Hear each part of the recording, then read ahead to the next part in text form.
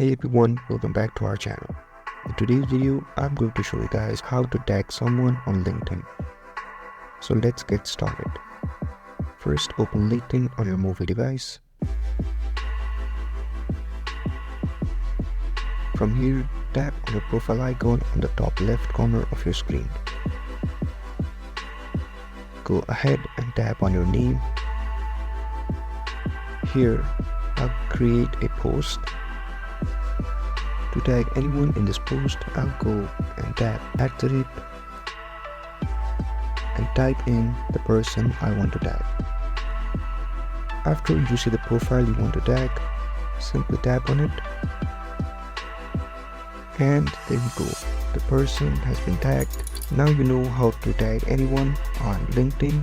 If this video was helpful, don't forget to like, share, and subscribe, and hit that notification bell to never miss our tech videos. Thank you so much, and I'll see you guys next time.